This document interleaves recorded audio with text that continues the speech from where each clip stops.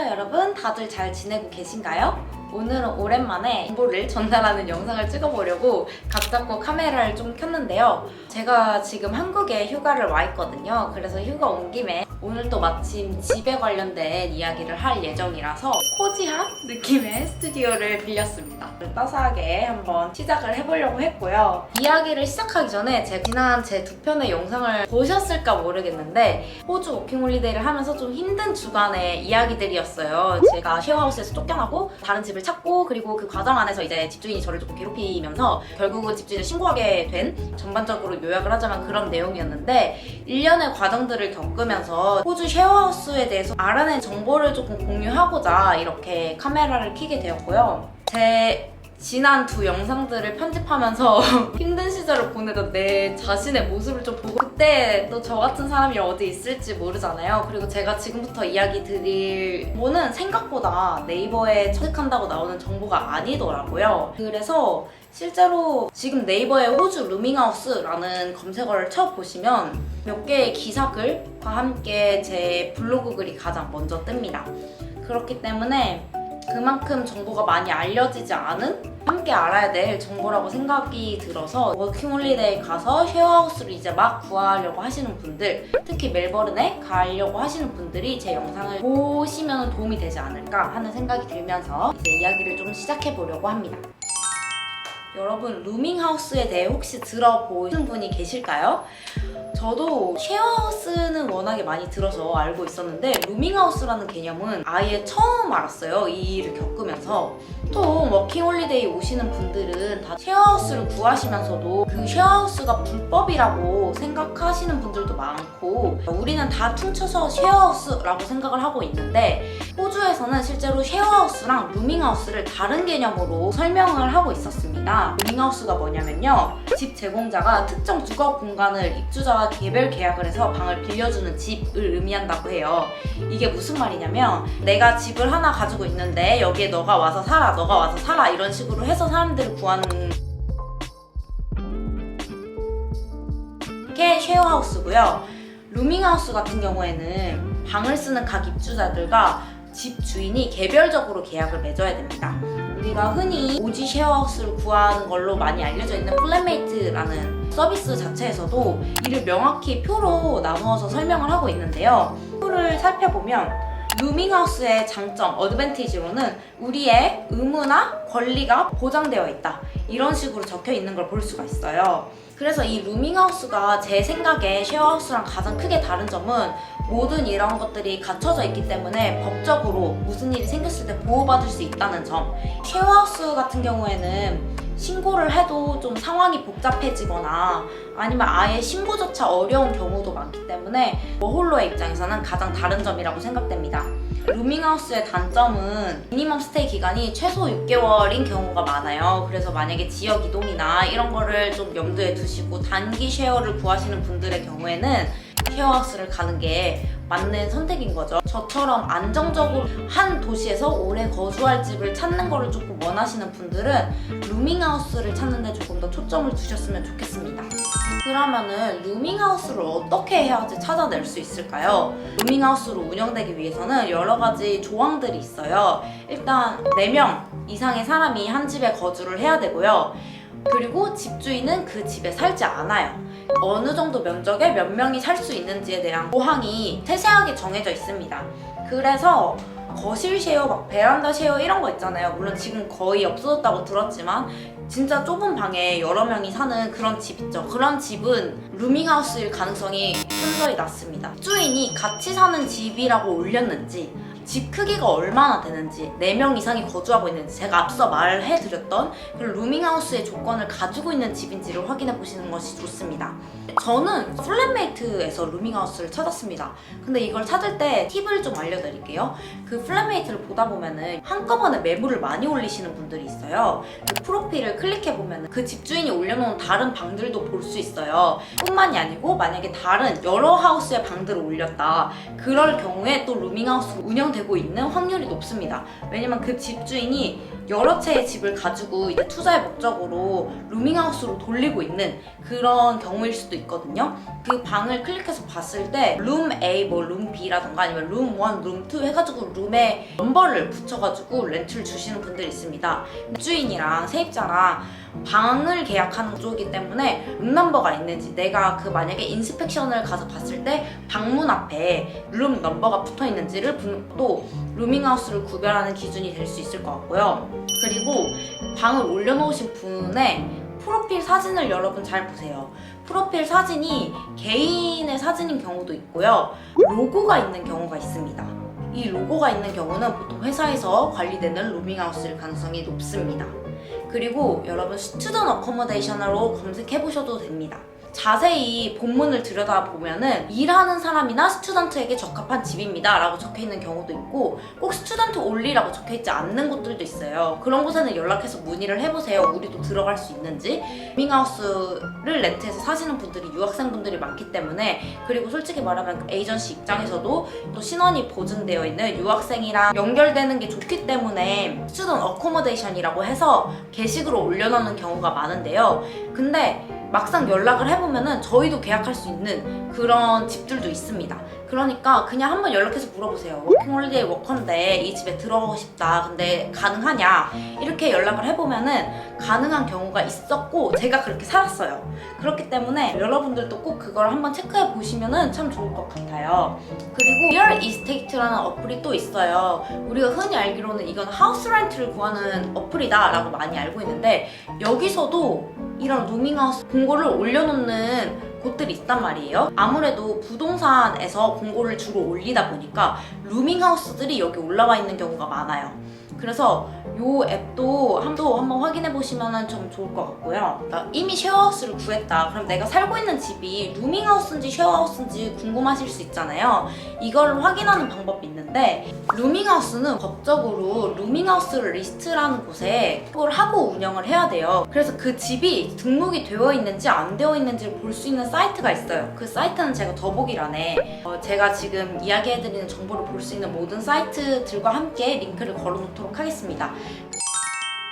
다음은 집을 계약하시면서 여러분이 기본적으로 좀 알고 계시면 좋을 내용에 대해서 이야기를 해보려고 해요. 일단 먼저는 보증금입니다, 여러분. 솔직히 말해서 쉐어하우스의 가장 문제점은 보증금을 떼어먹힐 수도 있다는 위험성 때문이에요. 적으로 보호되는 하우스 같은 경우에는 보증금을 개인이 가지고 있지 않습니다. 집주인 개인이 가지고 있지 않고요. 보통 RTBA라는 렌트와 관련된 돈을 보관하는 독립정부 신탁기관이 있대요. 세입자, 집주인 모두 사인한 다음에 그곳에다가 보증금을 넣어 놓습니다. 계약을 해지할 때 거기에다가 우리 계약 끝났어 하고 해주면은 그곳에서 이제 바로 세입자한테 보증금을 보내줘요. 쉐어하우스에 살다가 많이 보게 되는 보증금을 떼어먹히는 청소비 요구거든요. 그러니까 이제 계약이 끝나고 나갈 때가 되니까 집주인이 청소비를 명목으로 본드비를 야금야금 하는 방법이란 말이에요. 처음에 입주할 때 컨디셔널 리포트라는 서류를 작성을 해요. 이게 뭐냐면 제가 쓸 방의 구석구석 모든 면을 다 사진을 찍어가지고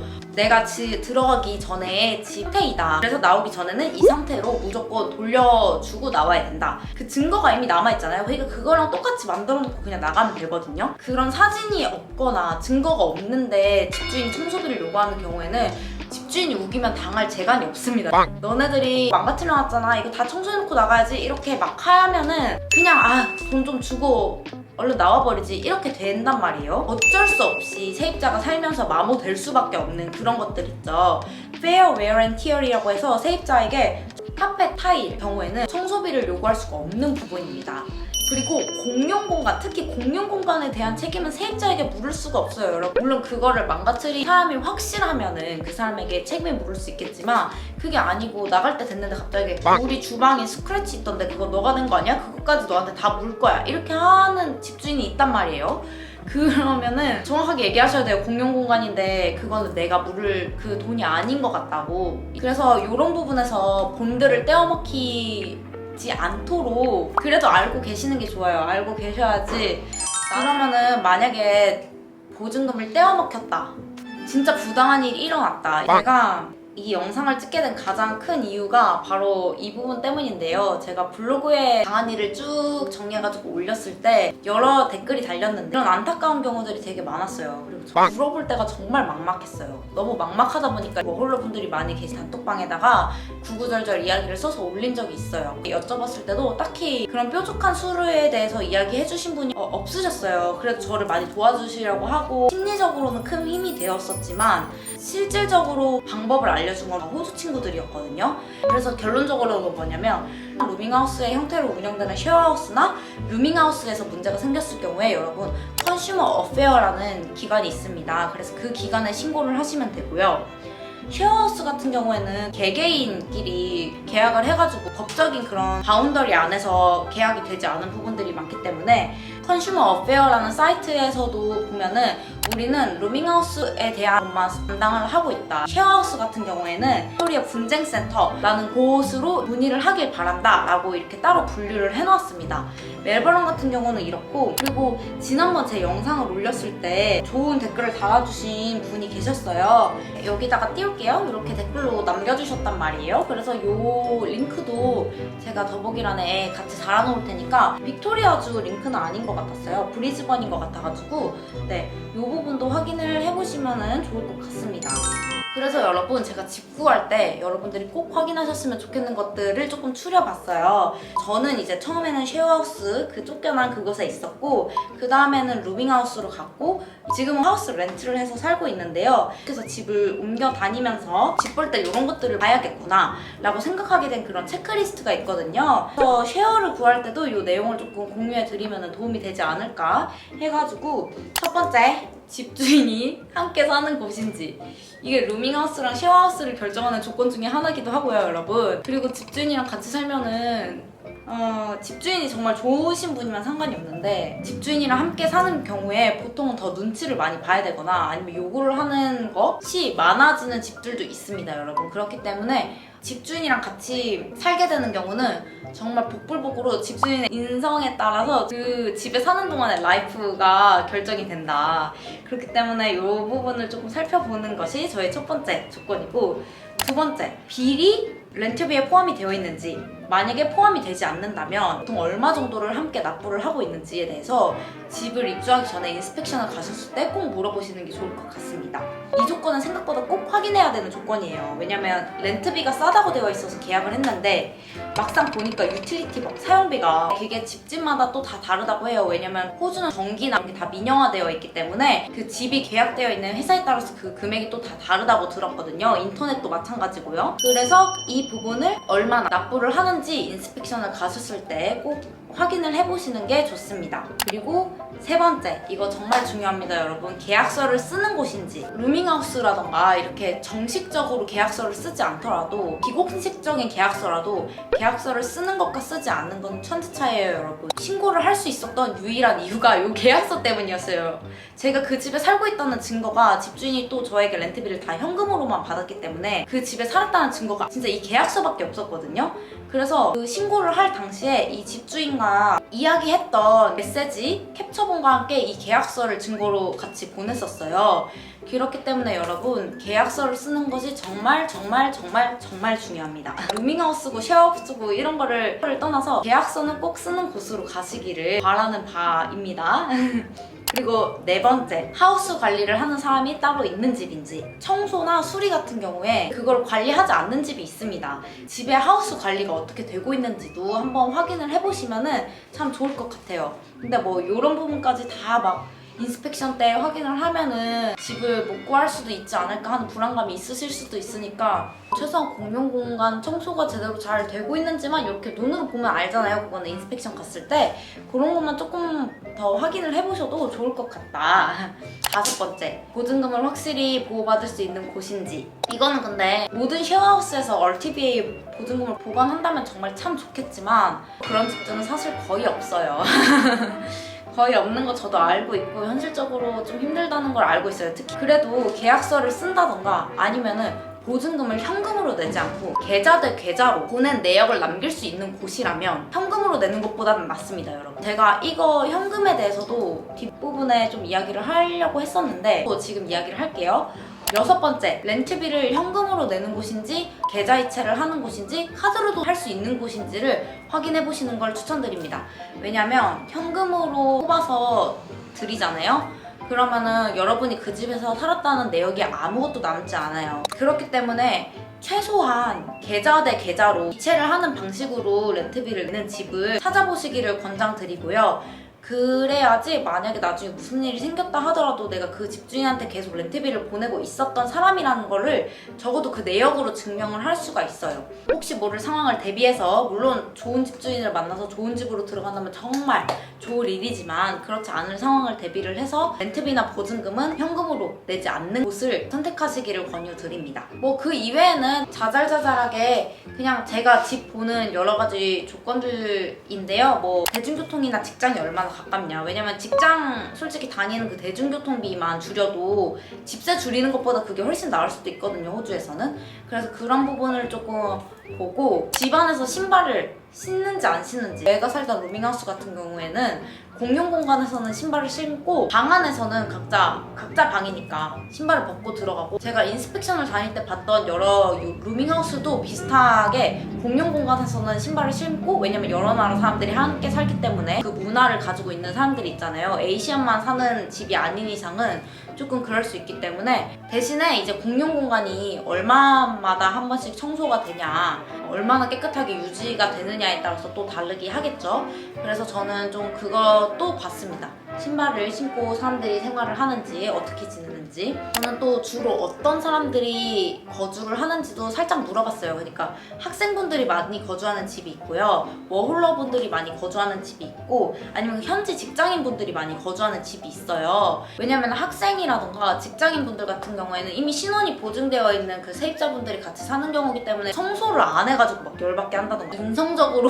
문제가 생기는 경우 있을지언정 상식에 벗어나는 행동을 하시는 경우는 없는 걸로 제가 알고 있어요. 그래서 기왕이면 저는 학생들이 많이 거주하시는 동네에 가서 사시는 걸 조금 추천드리고, 또 학생들이 많이 거주하는 그런 동네다 보면은 주로 대학가나 근처기 때문에 치안상으로도 괜찮은 경우가 많다. 그리고 또 그런 것도 있어요. 뭐 4명 정도, 5명 정도의 사람이 모여 사는 그런 쉐어하우스면 로스터 근무를 주로 하는 사람들이 모여있는 곳인지, 풀타임으로 근무하시는 분들이 모여 계시는 집인지, 이런 거에 따라서도 미리 물어보시고 가면 좋을 것 같아요. 제가 예를 들면은 저는 맨날 아침 7시에 일어나서 근무를 해야 되는 카페에 다니는 사람이다 라고 했을 때 그 집에 화장실이 한 개인데 다 7시에 출근하는 사람들만 모여있다고 생각을 해보세요. 그러면 그게 얼마나 힘들겠어요. 자기가 원하는 라이프 스타일이 같이 사는 사람들에 따라서 좌지우지 될 수가 있기 때문에 그런 부분도 한번 체크해보시면 좋을 것 같습니다. 그러면 확인하면 좋을 것들까지 싹 정리를 해봤는데요. 1시간을 넘게 떠들었는데 왠지 뭔가 빠진 것 같은 이 기분.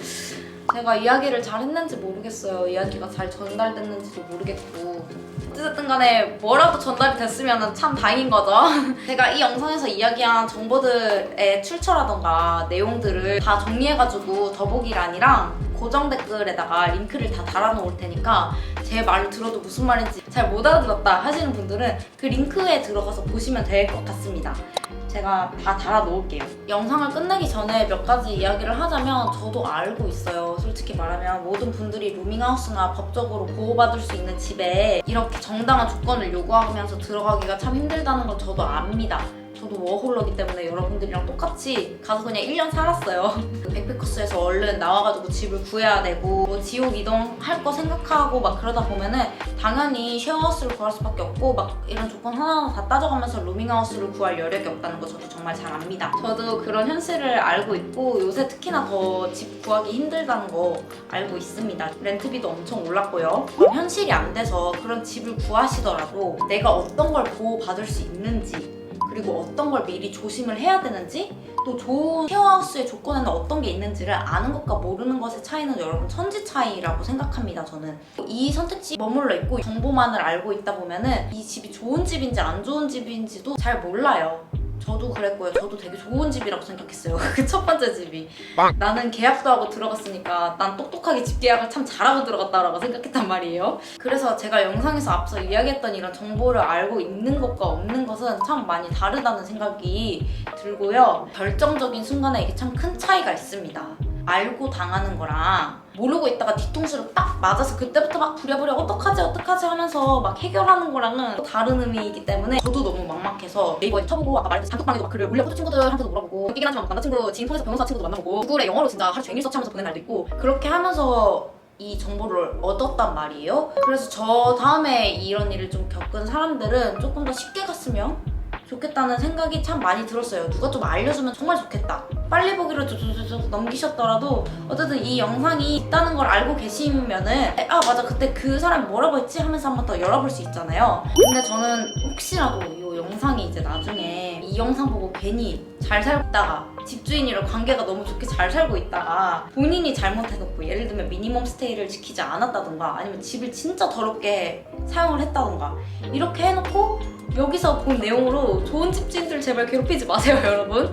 그러지 않으실 거라고 믿습니다. 아 정말 제가 당황스러웠던 게 보면은 막 세입자분들이 미니멈 스테이를 지키지 않으셨으면서 이제 본드비를 받아내려고 이런 정보 저런 정보들을 서치해 보시다가 어쩌다가 이제 제 블로그나 아니면은 저에게까지 다 하신 거겠죠? 그랬을 때 계약사항을 본인이 어겨셔놓고 본드비를 받으려고 갑자기 이런 걸 악용하신다던가 그렇게 사용하셔놓고 그럼 제 집주인은 미리 컨디션 리포트를 안 썼으니까 저는 청소를 안 하고 나와도 되겠죠? 이렇게 하시는 분들이 계시더라고요. 근데 그러지 마세요 제발. 우리 도의적으로 살아요. 그래야지 다음에 또 한국 워홀러 분들이 좋은 집이 남아 있어야지 위에 또 쉐어 사시고 그리고 나쁜 집은 피해 가시고 이렇게 하는 거니까 그런 행동이 생각보다 남에게 더 많은 사람들에게 피해를 줄 수 있다 라는 거를 조금 마음에 새기고 있으면 좋지 않을까 하는 게 제 개인적인 의견입니다. 개인적인 의견이에요 여러분. 강요하는 것은 아니고요. 개인적인 의견입니다. 진짜 마지막으로 이러이러한 상황이 있는데 어떻게 할까요? 이런 거를 저한테 물어보신다고 해서 제가 해결해드릴 수 있는 게 아무것도 없습니다. 저도 여러분과 똑같이 그냥 조금 일찍 온 워홀러일 뿐이에요. 어쩌다가 이런 일을 당해서 요 정도 정보를 알게 됐고 저는 전문가도 아니고 이런 분쟁 해결가도 아니기 때문에 저한테 물어보셔서 자문을 구하신다고 한들 그게 실질적으로 도움이 되는 이야기가 아닐 거라고 생각합니다. 그래서 제가 앞서서 그런 일이 생겼을 때 어디다가 물어보면 좋을지 어느 사이트에 들어가서 확인하면 좋을지를 알려드렸던 것이고요. 여기까지가 제가 이야기할 수 있는 것의 전부입니다. 그렇기 때문에 저에게 물어보시기보다는 일이 생겼을 때는 전문가나 정말 가까운 사람 있죠. 금전적으로나 뭐 정신적으로나 도움을 줄 수 있는 가까운 분들에게 도움을 받으실 것을 권해드립니다. 또 이 영상도 제가 개인적으로 리서치하고 아름아름 들은 정보를 부합해서 만든 것이기 때문에 오류가 있을 수도 있고요. 많이 부족할 수 있어요. 그러니까 여러분 꼭 스스로 제가 늘 정보 영상들마다 다 말씀드리는 거지만 여러분 스스로 찾아보셔야 돼요. 스스로 다시 한번 확인하셔야 되고 제가 아무리 이렇게 얘기했다고 하더라도 직접 스스로 다시 한번 더블 체크를 꼭 해보시길 바랍니다. 이 영상에서도 혹시 뭐 오류를 발견하셨다거나 아니면 추가적으로 다른 분들에게 정보를 주시고 싶으신 분들은 얼마든지 댓글로 자유롭게 글 남겨주세요. 저의 이야기는 오늘 여기까지입니다. 오늘도 제 영상 봐주셔서 너무너무 감사하고요. 늘 행복하고 건강하시길 바라고 다음에는 또 브이로그 영상으로 만나요. 안녕!